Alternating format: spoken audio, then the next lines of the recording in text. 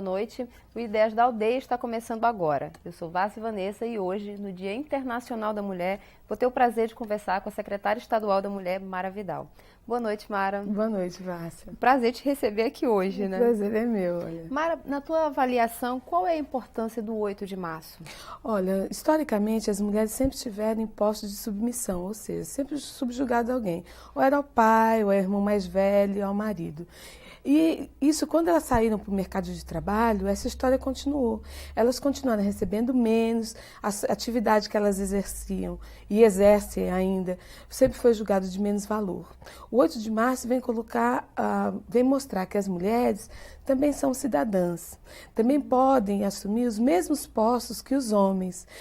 A ideia não é que as mulheres querem tomar o lugar dos homens, mas elas querem dizer, olha, nós podemos ter, mesma forma que nós educamos os filhos, cuidamos da família, a gente pode ser gerente de uma empresa, nós temos o direito de votar, decidir quem vai ser a ou o governante de uma nação, nós podemos falar que planos nós temos para o nosso país. Então, o 8 de março vem com esse papel de resgatar mulheres que foram importantes ao longo da história e que buscaram mostrar que homens e mulheres são diferentes, mas não uma diferença em que um tem que ser dominado pelo outro, né? A gente sabe que o 8 de março, infelizmente, ele é ligado a uma trágica história, Sim. né? Que tem a ver com o movimento feminista, que foi exatamente a morte das 129, se não me engano. Isso, operárias de operárias. Chicago. Isso. Me parece, uma visão particular minha, né, de que enquanto naquele momento foi importantíssimo para o movimento, continua sendo, mas a impressão que se tem é que enquanto houver o 8 de março, é porque a luta da mulher continua, né, quer dizer, a mulher continua sendo uma minoria, tratada como minoria socialmente. Isso é uma visão errada, Mara? Ou você acha assim, que realmente no dia que a mulher conseguir essa igualdade, esse respeito social, esse respeito diante de homens, diante da sociedade, o 8 de março passa a ser só uma data comemorativa? Olha, eu acredito, a sua visão não é errada, não. Eu compartilho dela, porque nós ainda somos a minoria no parlamento, né? A maioria do executivo, de mulheres que são prefeitos, governadores, a maioria são homens, não são mulheres. Nós ainda continuamos a receber 40% menos do que os homens no mercado formal. A mulher ainda tem a tarefa de tratar da casa, cuidar da casa. O trabalho doméstico ainda é visto como uma coisa inferior. São as mulheres que executam o trabalho doméstico. Né? E ela não é paga, não é que ela tem que ser paga pelo trabalho doméstico, mas ele deve ser considerado. Muitas mulheres, quando ficam viúvas, ou porque sempre trabalharam no mercado informal, fazendo um bolo, vendendo geladinho, fazendo unha, artesanato, e não tiveram sua carteira assinada, não pagaram a previdência, quando ela chega numa idade que ela é considerada inativa, ou seja, a idade que ela poderia estar se aposentando, ela não consegue. Então, as mulheres acabam trabalhando muito mais do que até os 60, 65 anos, né? E continuam dando conta de toda a família. Hoje, no Acre, a gente tem um número de 34% de mulheres que são chefes de família. Esse número supera ao número do país, né, que é de uma média de 32%. Então, esses dados são preocupantes, sem contar a violência contra a mulher. Né? Então, isso faz com que o 8 de março tenha um papel fundamental, um papel de reflexão, um papel de questionamento da sociedade, né, dos governantes, de todo mundo, porque não é esse o país que a gente quer, não é essa relação que as mulheres querem para o mundo. O que as brasileiras que acompanharam a organização do movimento feminista no país têm a comemorar hoje, Mara? Eu acho que o Plano Nacional de Políticas Públicas, viu, Várcia? Eu falo isso com muita alegria, porque nós estivemos participando do processo de construção desse plano. Primeiro, porque aqui no Acre nós fizemos as conferências o ano passado.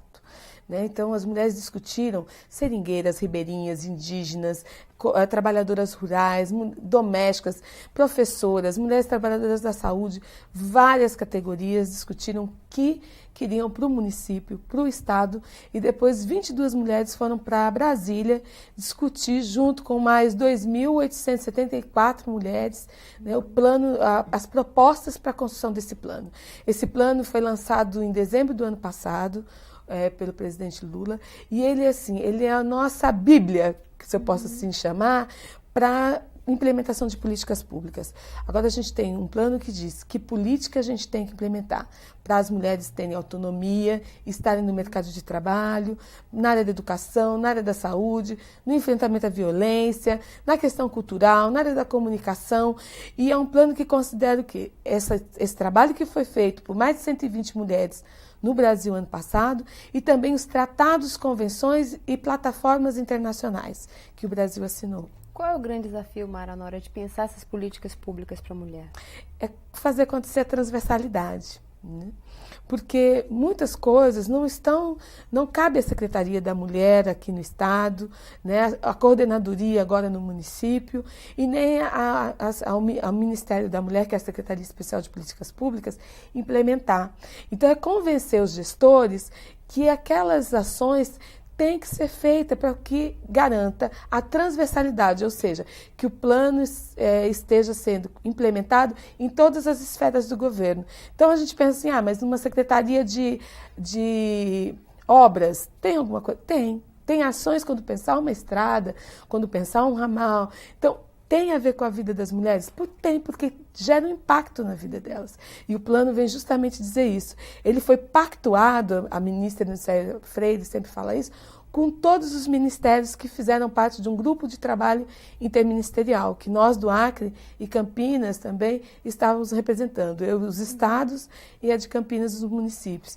Onde é que entra, dentro dessa conjuntura nacional, né? Onde é que entra o papel das secretarias estaduais da mulher? Que são poucos estados ainda. São. O Acre é um dos poucos. Nós somos em 5 estados somente, né? O nosso papel é monitorar para que as ações estejam sendo implementadas. Primeiro papel agora é divulgar o plano. Então, fazer com que ele, né, os governos, os governadores, os secretários de Estado, os secretários municipais, os prefeitos, tomem conhecimento desse plano. Então, primeira tarefa é divulgar. Segundo, é readequar nossas ações dentro do plano, porque agora todo o orçamento do governo federal tem como está garantindo essas ações no âmbito estadual e no municipal. Então, nós temos que, enquanto coordenadorias e secretarias estaduais, estar readequando as ações. E aí, o outro papel é monitorar. Tem coisas que nós é que vamos executar, mas muitas coisas, quem executa, não são as nossas secretarias, porque nós somos mais articuladoras. Nós abrimos o diálogo sobre o enfrentamento às desigualdades entre mulheres e homens e raciais nos estados. Então, a gente tem que convencer, mostrar para os nossos gestores, que são nossos parceiros, porque nós estamos todos no mesmo governo, quais ações nós temos que fazer para enfrentar a desigualdade entre mulheres e homens. Mara, você antes de ser secretária da mulher, você é militante, né, do movimento feminista. Como é que você vê a situação da mulher no Acre, né? Tá. Olha, nem diferente de feminista, nem como secretária, não dá para diferenciar as duas coisas. Mas eu acho assim que uma coisa que me assusta muito é a situação de violência contra a mulher. Né? Essa situação a gente não conseguiu reverter o quadro. Acho que hoje tem um serviço mais humanizado. Nós vamos estar assinando semana que vem uma resolução entre saúde, segurança pública, assistência social e Secretaria da Mulher para um atendimento humanizado. Então, tem ações que mudam, mas a questão cultural é a que pesa. Outra lacuna é o atendimento à mulher trabalhadora rural. Essa mulher hoje, a maioria ainda está sem aposentadoria, a maioria não tem licença maternidade, e são coisas que muitas vezes não estão nem na mão do Estado. É uma questão, né, a forma como essas ações, essa atitude da mulher tem que ser tratada, porque ela precisa muitas vezes de que o bloco de notas esteja no nome dela. E o marido muitas vezes não abre mão. Então, muitos dos problemas ainda são culturais. Então, nós temos que fazer um processo de muitas campanhas para mudar essa cultura de que a mulher não tem direito, de que o marido resolve, porque também hoje o que me assusta é que muitas mulheres na zona rural estão se tornando chefes de família, porque o marido sai, vai morar com outra e deixa essas mulheres. Então, isso é preocupante. Outra coisa é a saúde da mulher. Infelizmente, nós não conseguimos diminuir ainda o número de mulheres atendidas com o exame preventivo do colo do câncer de útero.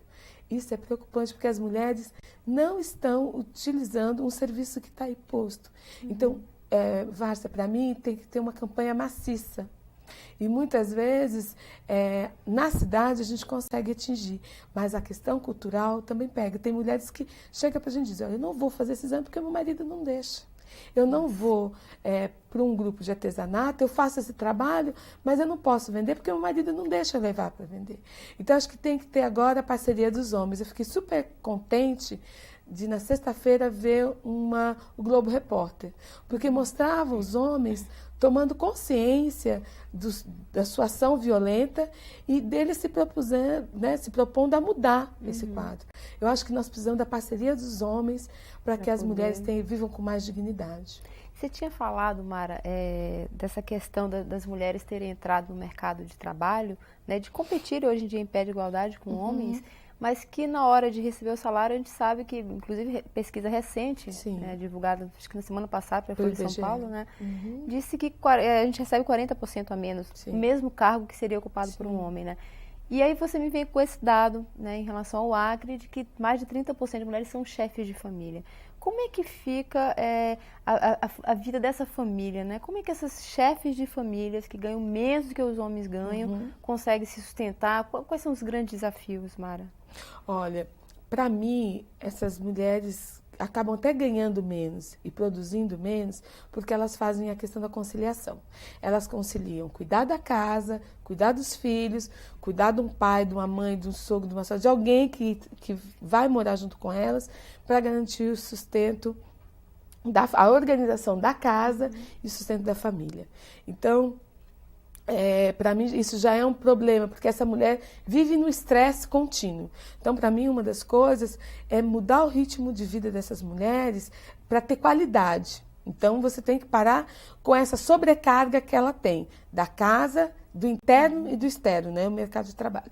Outra questão é o trabalho formal, né, o fazer um bolo, vender um biribote, um salgadinho, não ser visto como uma coisa que desqualifique o trabalho, né? É você ver isso como uma forma efetiva de melhorar a qualidade de vida da família, de contribuir para que, né, no salário, na renda familiar. Outra coisa é que essas mulheres, muitas vezes, utilizam seus filhos. Ela não tem como vender, então a criança vai vender na rua, né, aquele salgadinho, por mais que tenham projetos, programas que atendam essas famílias. Mas R$1 para ela significa 2 ovos, meia dúzia de ovos, significa garantir o sustento da família. Então, os desafios no mundo do trabalho, com certeza, está em garantir uma das coisas que é fundamental, a creche para as crianças. Se você garante a creche, que é o ensino infantil, né, para as crianças, essas mulheres com certeza vão trabalhar, vão poder produzir com uma qualidade melhor, vão poder fazer cursos de capacitação e colocar seu produto no mercado, porque o R$1,99 acaba com essa produção. Né? O R$1,99, se você for ver, todos os bairros onde tem um pequeno centro tem R$1,99. Então ele acaba com essa produção dessa mulher. Outra coisa que eu acredito importante são os espaços de comercialização. A gente trabalha com várias mulheres que têm grupos de produção, de artesanato, pano de prato, agora estão fazendo a customização, né? Quer bordar a roupa. Mas onde é que ela comercializa? Então tem o espaço da Feira do Sebrae, algumas estão lá, outras saem com essa sacolinha de porta em porta. É preciso ter algo permanente. Agora, essa mulher também precisa entender, e a sociedade, a comunidade, tem que entender que não é preciso um espaço no centro da cidade. Ela pode fazer uma produção que não custe muito, mas que seja, que o custo seja possível que o pessoal do bairro compre, né? Mara, eu vou querer saber de ti logo mais sobre as outras formas de discriminação que a mulher brasileira passa. Mas isso logo, porque o 10 da aldeia vai fazer um rápido intervalo, mas a gente volta já já.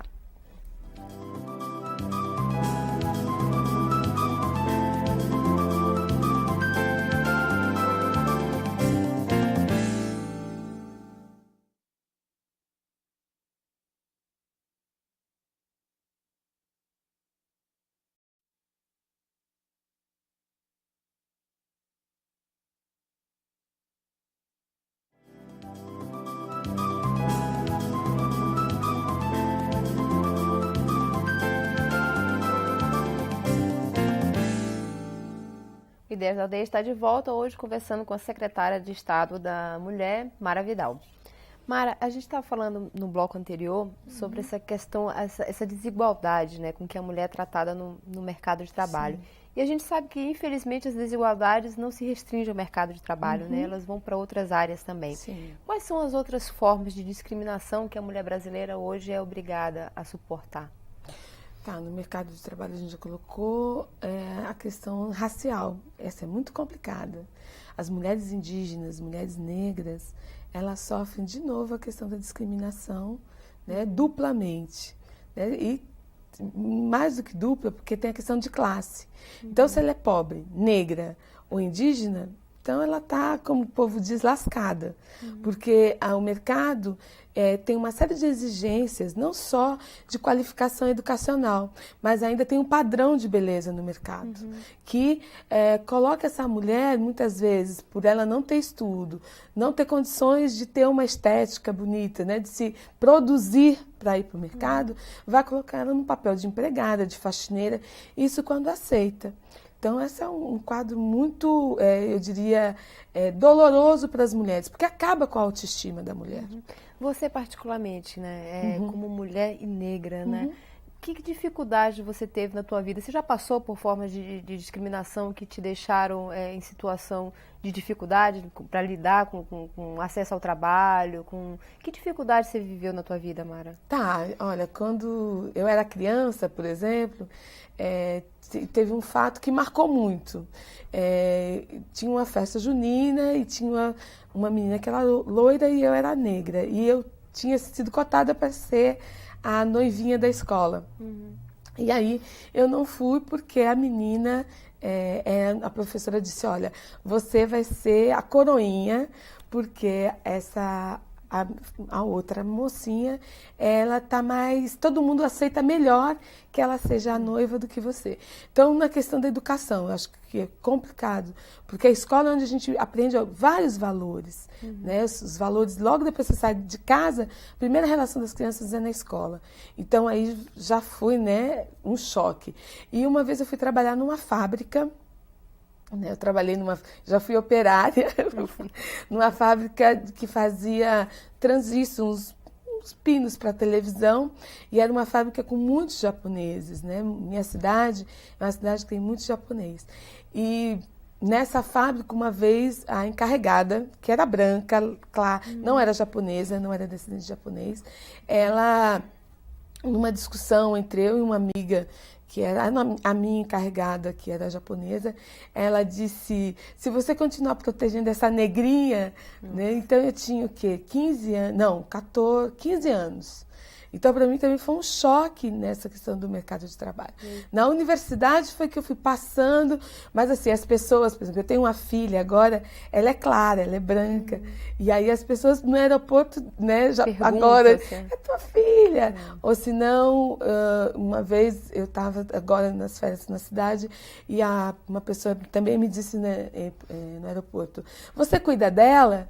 Né? Então, quer dizer, as pessoas não estão acostumadas a pensar que uma pessoa, primeiro com a questão da miscigenação, né? Porque o Brasil é um país mestiço e então elas não estão acostumadas a ver uma mulher negra que possa ter uma filha ou um filho mais claro, nem o contrário. Verdade. Mara, você falou do papel da escola, né? Quer dizer, a escola como um lugar que pode ou não repetir valores, né? Quebrar valores que se luta para que sejam quebrados, como esse da discriminação, né? No caso, por exemplo, da mídia, né? Onde é que entra o papel da mídia nessa história? Você está lembrando muito bem. A escola e a mídia são fundamentais.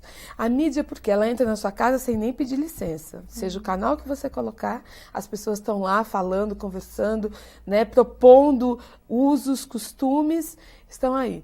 Então, por isso que no plano nacional tem a discussão do papel da mídia, né? Porque eu até como professora de comunicação, coloco que a mídia impõe para você vários valores. E aí você vê poucos agora, desde na década de 90, que a televisão começa a apresentar atores negros em postos de poder. Normalmente era só na cozinha, né? Na cozinha, motorista, faxineiro. E aí agora começa, postos de poder. Teve uma novela que o Norton Mello, eu acho, ele era gerente de banco. Né? O governo federal, graças a Deus, este governo tem apresentado, por exemplo, o Banco do Brasil, várias propagandas tem famílias negras. Né? Então, o governo, enquanto governo federal, tem feito esse seu papel, tem cumprido o seu papel. Outra coisa importante, nas revistas. Tem uma revista que saiu também na década de 90, que ela chama Raça Brasil. Essa revista aqui no Acre ninguém vende, eu estou procurando, né, às vezes eu procuro, sempre que eu compro, eu peço para alguém trazer de fora, né, ou eu compro lá fora quando eu viajo, porque essa revista não tem. Os livros, né, agora a gente vê por causa da mudança da LDB, vários livros de história agora começam a surgir com histórias de meninas, crianças negras, né? Graças a Deus, a Cartilha Caminho Suave mudou. Mas esse conjunto de instrumentos que pode estar nos colocando a par da realidade brasileira, mostrando o valor de todas as culturas. Um reconhecimento, né? Isso, valor e reconhecimento. E está levantando a autoestima das pessoas. Por exemplo, quando eu pego uma revista Marie Claire, que não é das mais preconceituosas, eu digo que a Marie Claire de vez em quando equilibra, eu pego essa revista, mas cadê a mulher negra nessa revista? Então, a menina, a jovem negra, a jovem indígena, ela não se reconhece. Então é muito complicado para a mídia, porque a mídia dita para a gente o que a gente tem que vestir, o que a gente tem que comer, qual é o nosso cabelo, por exemplo, as propagandas de shampoo. Agora parece que tem um shampoo, eu não sei, que faz propaganda com uma negra, que mostra os cabelos ondulados, cheios de caracol. O poder da mídia é terrível. Minha filha tem cabelos encaracolados e é um problema para ela isso. Pois é. Né? E os cabelos encaracolados que aparecem na televisão são muito bem feitos. Então, cabelos esvoaçantes. Uma menina negra jamais vai ter um cabelo esvoaçante, a não ser que ela alise. Então, isso é muito complicado na sociedade, fazer esse jogo, né? Tá trabalhando com essa questão dos meios de comunicação. Em relação aos movimentos sociais, Mara, a gente estava falando, né, da questão do movimento feminista, da bandeira que o movimento feminista já levantou, as suas vitórias, e trabalhando junto com os outros movimentos, né, movimento de negros, qual o resultado desse trabalho em conjunto? Olha, graças ao movimento de mulheres e movimento feminista, eu acho que houve esse avanço nas políticas públicas, né? As mulheres do ano passado fizeram um pacto na Conferência da Mulher, as mulheres indígenas e as mulheres negras, de que o Plano Nacional tinha que sair, ele todinho, do início ao fim, com as palavras raça e etnia. Porque para marcar esse momento histórico que é, né, a prática de parcerias do movimento de mulheres. Então é fundamental que esse mesmo movimento, né, aqui no estado, nos municípios, em todo o Brasil, eles monitorem o resultado da ação, da contribuição que foi dada. Porque esse plano não sai de uma contribuição, ele não surge de repente. Né? Nós estamos fazendo 40 anos, 20 anos do Conselho Nacional dos Direitos da Mulher, que é uma conquista. 10 anos da Conferência de Beijing, que foi a 4ª conferência da ONU sobre mulher. Então, são contribuições importantíssimas. A Convenção de Belém do Pará, que é uma convenção sobre a violência contra a mulher, ela foi puxada, ela foi discutida primeiro no movimento social. Então, a gente não pode perder o norte nunca do papel dessas mulheres que foram, ao longo da história, construindo propostas políticas, propostas de ação para melhorar a qualidade de vida das mulheres. A questão do plano, como você mesmo está colocando, é uma vitória, né? Sim. Do movimento, de todas as mulheres, enfim. Corre-se o risco, Mara, do plano ser uma lei que fique no papel? Corre. Corre por quê que eu digo que corre? Porque é igual à Constituição, é igual a todas as leis. Nós, né, o povo brasileiro, não tem costume de monitorar. Então, nós temos até instrumentos. Conselho Estadual dos Direitos da Mulher, Conselho da Criança, vários conselhos, Conselho do Idoso, mas a sociedade não está acostumada a monitorar. Então, o que a sociedade espera? Que o governo dê. E não é assim, né? Para implementar, vai ter que ter muita discussão, isso não é de um dia para a noite, né?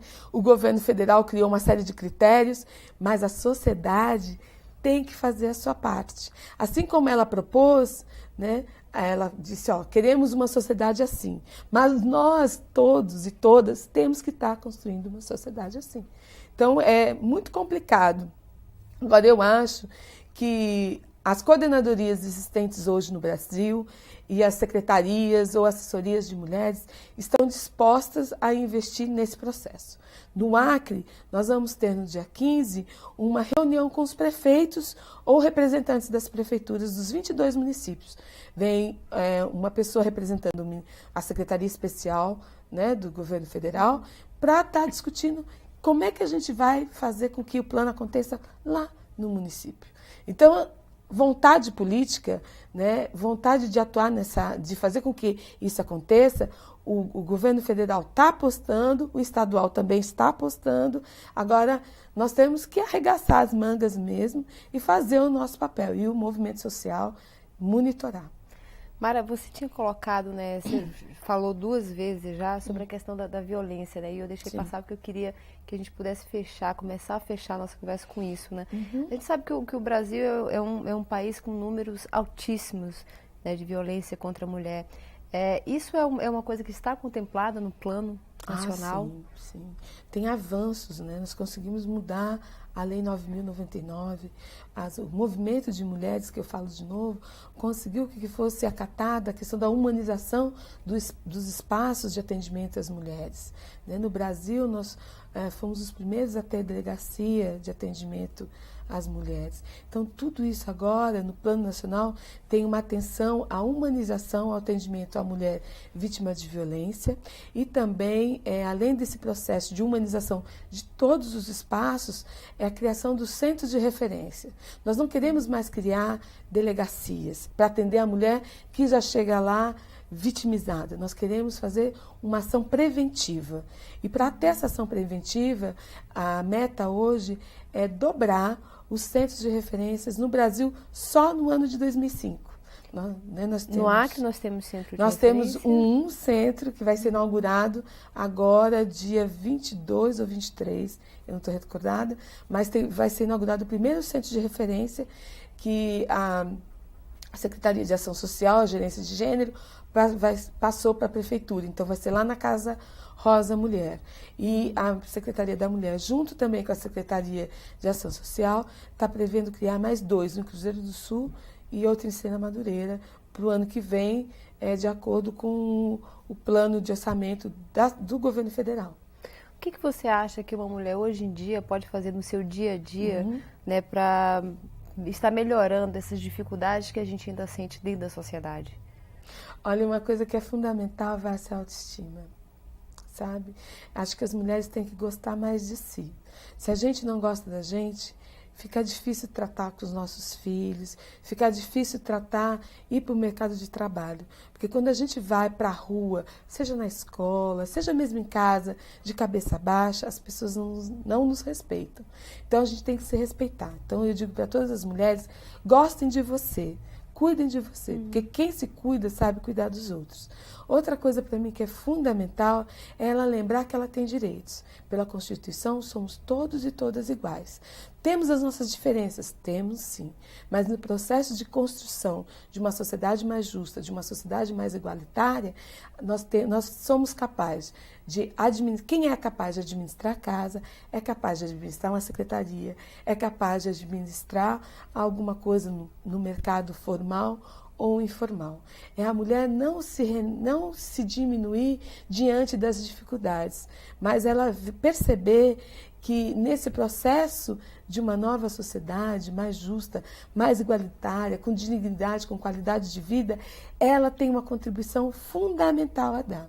E outra, ela criar redes de solidariedade, né? Nós mulheres, às vezes, uma mulher que é vítima de violência, a vizinha, né? Tem os órgãos hoje, tem órgãos públicos, coordenadoria da mulher, tem a secretaria estadual, né? Tem a delegacia, o centro de referência, o grupo das mulheres que fazem artesanato, tem vários espaços. Criar esse espaço. Está ocupando, né? E criando espaço. É a solidariedade, sem dúvida Mara, nenhuma. e a programação dessa data comemorativa, como é que tá? O que a gente tem aí pela frente? Olha, nós vamos ter aí como eu disse, o seminário Mulher, Gênero na Gestão Local, no dia 15. Também teremos uma atividade em Brasileia, que é o lançamento do programa de saúde, Saúde da Mulher, um bem que se quer. Seminário Mulheres, Gestão e Políticas Públicas em Cruzeiro do Sul, no dia 29. Né? E um seminário sobre mulher empreendedora, né, no desenvolvimento sustentável, que vai ser também dia 30, 31 e 1º de abril, né, que as mulheres vão estar conversando sobre o seu papel. Agora, a programação ela é extensa, nós temos várias atividades, né, e aí quem quiser, nos vários órgãos públicos de governo, essa programação vai estar, né, os meios de comunicação estão divulgando e na Secretaria da Mulher. Com certeza. Mara, obrigada por você ter vindo aqui e por essa conversa agradável que você teve. Obrigada, Várcia, a vocês, obrigada aos ouvintes, né, aos telespectadores da TV Aldeia e à equipe, tá? Um grande abraço para vocês. Para você também. Bom, gente, é você das 22 cidades que nos acompanhou até agora. O convite da Secretária da Mulher foi feito. Uma boa noite e até o próximo programa.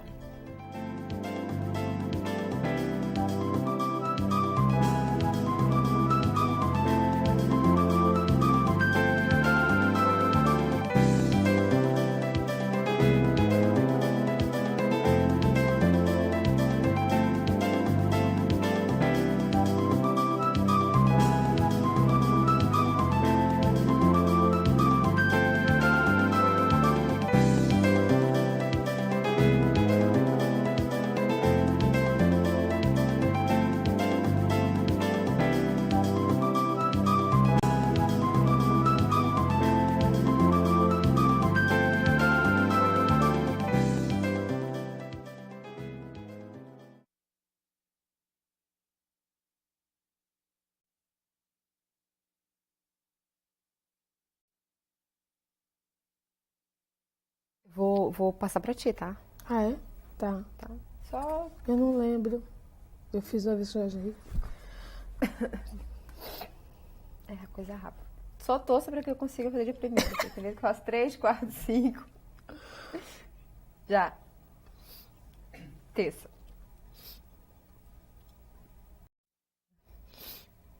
8 de março.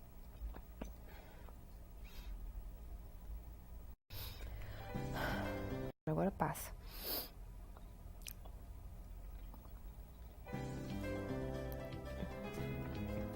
Nesta terça-feira, 8 de março, Dia Internacional da Mulher, você não pode perder o Ideias da Aldeia. Eu vou estar aqui conversando com a secretária da Mulher, Mara Vidal. Não é isso, Mara? Com certeza essa conversa é também para você. Bom, o convite está feito. Te encontro aqui na TV Aldeia às 10 horas da noite.